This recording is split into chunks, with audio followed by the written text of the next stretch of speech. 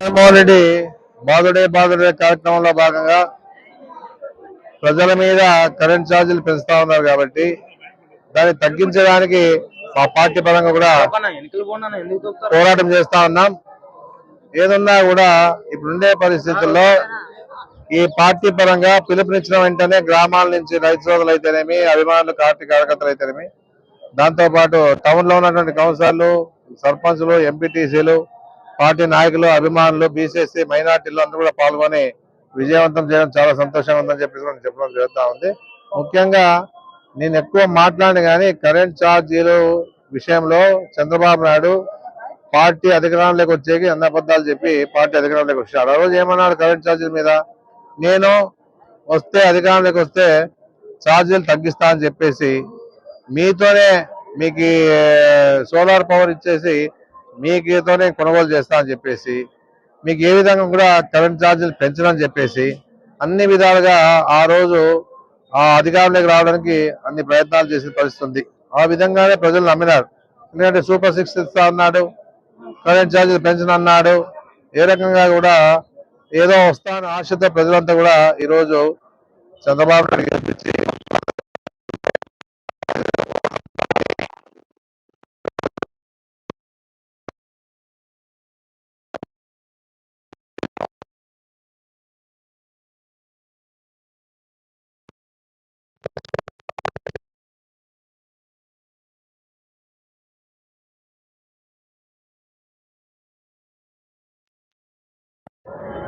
వెళ్తులు లేకుండా చేసే పరిస్థితి కూడా చేస్తాడు. ఎందుకంటే కరెంట్ ఛార్జీలు రోజు ఎక్కువ తక్కువ కట్టే పరిస్థితి ఉంటుంది ప్రజలంతా కూడా. ఆ పరిస్థితుల్లో వాళ్ళతో డబ్బు ఉండదు, లేకపోతే ఇంకో వారం కడతామని అనుకుంటారు. ఏ విధంగా కడతారు, తప్పదు. అది కరెంట్ ఛార్జీలు తప్పదు కట్టేది. మన అవకాశం ఇప్పుడు ఇచ్చే పరిస్థితి లేదు. ఎందుకంటే ఇమ్మీడియట్ గా రీఛార్జ్ చేసుకుంటేనే ఇంట్లో వెళ్తుంటారు అనేది కూడా ప్రజలు గమనించాలని చెప్పేసి కోరుతా ఉన్నాను. ఎన్ని అబద్ధాలు చెప్పినా అంటే అన్ని అబద్ధాలు చెప్పి ఈరోజు ఏ మీటింగ్ లో చూసినా, ఎన్ని మీటింగ్ లో చూసినా కూడా కరెంట్ ఛార్జీల విషయం ఎక్కువ చెప్పడం జరిగిందని చెప్పేసి కూడా మనం చూసాం. ఈ విధంగా చెప్పి ఈ రోజు ప్రజల మీద భారం వేస్తా ఉంటే ఏ విధంగా ఊరుకోవాలి మేమంతా పార్టీ పరంగా?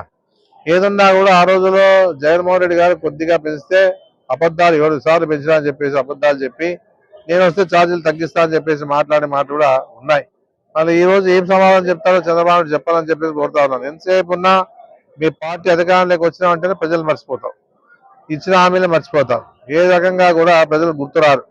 అధికారంలోకి వచ్చే వరకు ప్రజలు కావాలి. అధికారంలోకి వచ్చాక మీ పార్టీ బలోపేతానికి కష్టపడతారే కానీ ఏ విధంగా కూడా మీ ఎమ్మెల్యేలు బాగుండాలా, మీ పార్టీ కార్యకర్తలు, నాయకులు బాగుండాలా.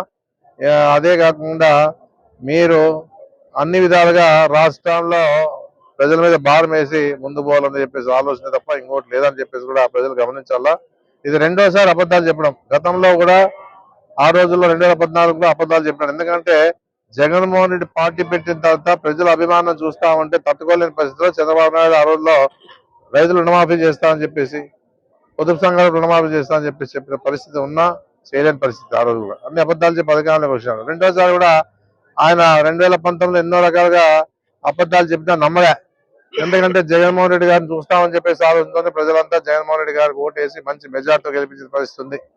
అలా ఈ రోజు ఉండే పరిస్థితిలో ఇన్ని రకాల సూపర్ 6 అంటే 3 సిలిండర్లు ఫ్రీ ఇస్తా అన్నాడు. అమ్మఒడి ఎంతమంది ఉంటే అంతమంది ఇస్తా అన్నాడు. రైతు భరోసా 20,000 చేస్తా అన్నాడు. ఈ 18 ఏళ్ళకే 18,000 ఇస్తా అన్నాడు. అదే కాకుండా నిరుద్యోగ వృత్తి ఇస్తా అన్నాడు. ఈ రకంగా ఈ రోజు అబద్ధాలు చెప్పి 50 ఏళ్ళకి పెన్షన్ ఇస్తా అన్నాడు.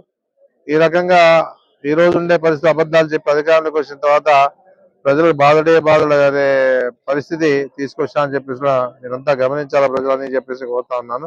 ఏదన్నా ఆ రోజుల్లో ఉన్న పరిస్థితిలో జగన్మోహన్ రెడ్డి ఇచ్చిన వారిని నిలబెట్టుకుంటూ ఏదన్నా కూడా ఆయన పరిపాలన ఏ విధంగా ఉందో ప్రజలు గమనించారు. ఏదన్నా ఆ రోజుల్లో డెవలప్మెంట్ అయింది. నాడు నేడు కింద స్కూల్ బాగాయినాయి, నాడు నేడు కింద హాస్పిటల్ బాగాయినాయి.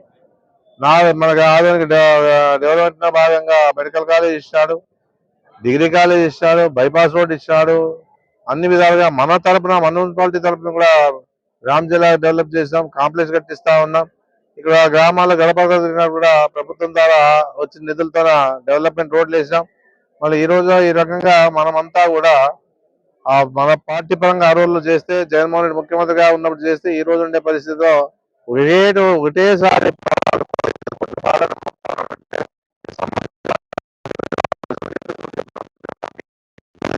ఈ 6 నెలల్లో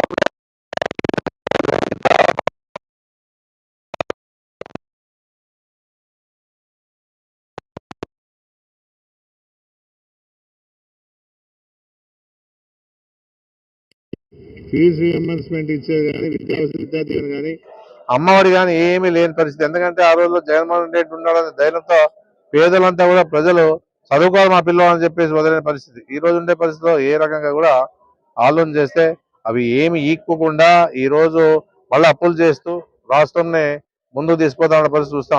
ఇప్పటికే దాదాపు 20,000 కోట్లు అప్పులు చేశాడు. ఏదున్నా కూడా మళ్ళీ ఇంకా చేస్తాడు. ఈ రోజుతో ఆగదు. మళ్ళీ ఆ రోజు ఆ బడ్జెట్ లో జగన్మోహన్ రెడ్డి ఏ విధంగా చేసినాడు, ఈ రోజు ఉండే అదే బడ్జెట్ లోనే నువ్వేం చేస్తా ఉన్నావు? ఆయన అన్ని స్కీములు ఇచ్చి 3 లక్షల కోట్లు అప్పు చేస్తే నువ్వు స్కీములు ఇవ్వకుండానే గతంలో 4 లక్షలు అప్పు చేసినావు ఈ కోట్లు. ఈ విధంగా ఈ రోజు ఈ రాష్ట్రంలో ఈ ప్రభుత్వం నడుపుతా ఉన్నటువంటి పరిస్థితి ప్రజలు గమనించాలా. ఎవరైనా నిజాలు చెప్తే నమ్మాలి కానీ అబద్ధాలు చెప్తే నమ్మే పరిస్థితి మన రాష్ట్రంలో ఉందని చెప్పేసి కూడా నేను చెప్పడం జరుగుతా ఉంది. చూసిన తెలంగాణలో కూడా అబద్ధాలు చెప్పి అధికారంలో కాంగ్రెస్ పార్టీ వచ్చింది. ఈ విధంగానే ఆ అబద్ధాన్ని మళ్ళా ఇక్కడ కర్ణాటకలోన తెలంగాణలో ఉన్నటువంటి పాయింట్లు తీసుకొని చంద్రబాబు నాయుడు ప్రజలకి ఆ అబద్ధాలు చెప్పి అధికారంలోకి వచ్చాడు. ఏదన్నా మా పోరాటాలు తప్పవు. జగన్మోహన్ రెడ్డి ఆదేశానుసారంగా మా ప్రజలంతా కూడా మా వెంట ఉండి మా పార్టీ పరంగా పనిచేస్తారు. ఎట్టి పరిస్థితిలో నువ్వు ఏం చేసినా కూడా మా పార్టీ పరంగా అన్ని రకాలుగా ప్రజలకి పరంగా నిలబడతామని చెప్పేసి కూడా నేను తెలియజేస్తా ఉన్నాను. ఏదన్నా ఈరోజు ఈ కార్యక్రమానికి లో భాగంగా ఛార్జీలు తగ్గించాలని చెప్పేసి పోరాటం చేయడానికి వచ్చినటువంటి మా పార్టీ అభిమానులు, కార్యకర్తలు, నాయకులు, బీసీ, ఎస్సీ, మైనార్టీలు, మహిళలు, అన్ని వర్గాల వారు కూడా నేను